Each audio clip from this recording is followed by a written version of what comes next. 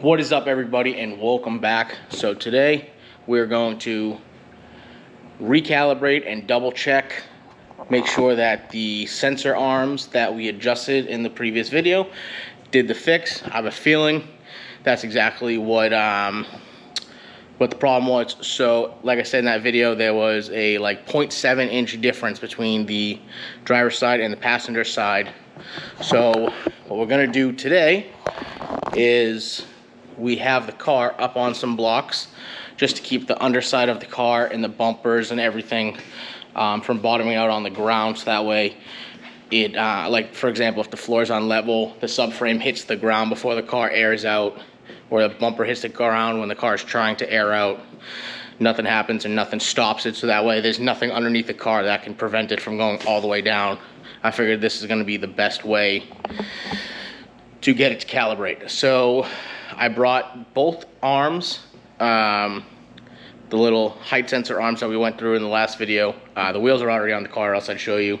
But those height sensor arms, we brought them both to like roughly 4.68 inches. I couldn't bring the passenger side up anymore because when the arm was installed previously, that's just as long as I could make it, so I shortened the driver's side to match this side for max lengthened. Long story short, they're even. The passenger side is lengthened, and I think that's what was causing the problem. That's my theory right now. We're about to test it out. Fingers crossed that's it. That'd be freaking awesome. But the reason I think it was that is because it kept saying it had a height limit. It reached its height limit every time I'd pull out of my driveway, aired up. And then what I noticed was the passenger side arm was too short, and it was bringing the top part of the arm pitched down too far. And so that's why when I lengthened that, the max limit on that raised by 0.4 inches, almost half an inch. It's a significant amount. And I believe that right there is why I believe this is going to solve the issue why it wasn't recalibrating. So without further ado, I got the car up on some blocks. Like I said, this is what it looks like. We are going to open the garage door, turn the car on. I got it aired all the way up right now, and we're going to try and recalibrate it. Hopefully it works. That'd be absolutely awesome. I'm really hopeful on this. But like I said, we're gonna get you guys set up on a time lapse of the recalibration process, and yeah, hopefully we check back in a few and it's all calibrated.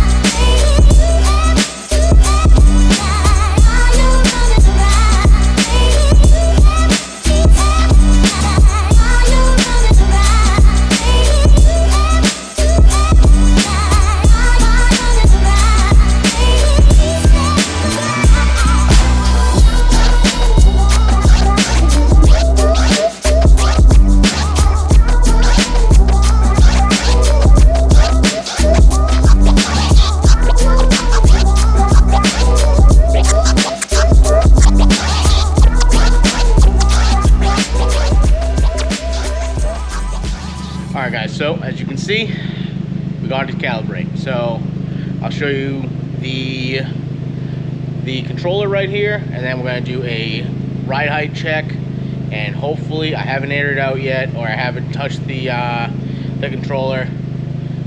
This is going to be the first time. We're going to double check it. So we are going to, these aren't flashing in real life, but that's just how it's going to be. So as you can see, yeah, let me pull it out. So, as you can see, system calibration. I'm going to exit. I'm going to put it to the preset high.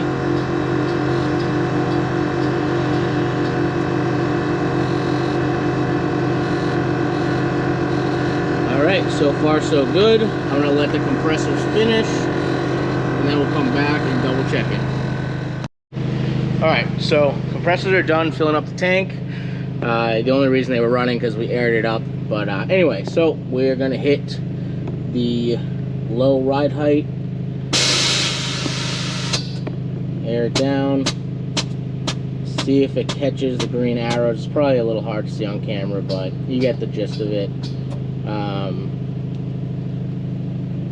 Alright, so it stopped flashing. It's pretty accurate. The rear passenger side does say it's a little up, so now we'll check the heights. Excuse the car running in the background. I don't want the battery to die. But this height is supposed to be like 1.5, 2 fingers.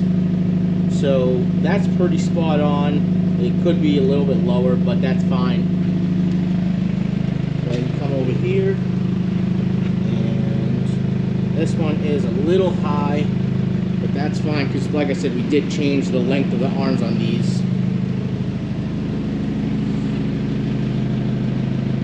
This one is pretty close. And then if we come to here, now this was the one that the controller said was just a little bit high. Yeah, so I expect that. That's got a little bit of a room. But hey, the calibration worked. So the calibration worked. It's pretty accurate on the heights right now. I might just have to go into the presets and change it from, I think these are set at like 45% on the height sensor. I might have to change that a little bit because, like I said, we did adjust the fronts to make them even side to side like we talked about in the other clip. But I'm pumped. This is like just, I'm so excited. I'm not really showing it right now, but I am absolutely pumped. I couldn't be happier because this has been an absolute nightmare dealing with this.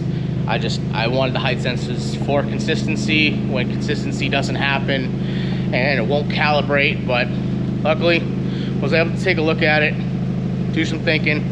I noticed something that was different side to side, did it, fixed it, that's all that matters. So now the only thing left to do is now we have to go into resealing the quarter panel that rub through. That's from the other video, the previous video.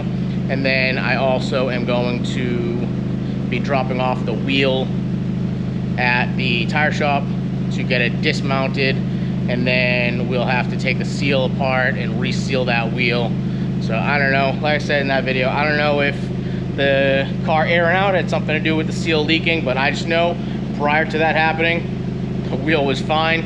I got like 800 miles on the wheels like this, so it's not like I don't have any miles on the car, on these tires mounted right now. So the chances of it previously leaking to that, I'm gonna say are pretty slim. Shouldn't be, I'm not gonna say like right flat out that the manifold dropping was the reason the seal is leaking, but all I will say is that it 100% wasn't leaking prior to that. So hey, that's my take on it. You guys can either like it or not like it, whatever. But yeah, I think we're gonna end it here. The next video we'll do like a part 3. We will fiberglass the quarter panel, fix the seal. I'll show you that real quick. That won't be too bad, but it's gonna be messy, so I'm just gonna make that another video. Probably do that tomorrow. And then today on the way home, we'll drop the wheel off at the tire shop. Like I said, get it dismounted, and then hopefully we can get that thing resealed and let it cure for a couple of days before putting the tire back on. But hey, super happy. I'm gonna head out, end it here. But like I said, super happy. We got the car to calibrate. Oh, what a relief. But peace out, see you.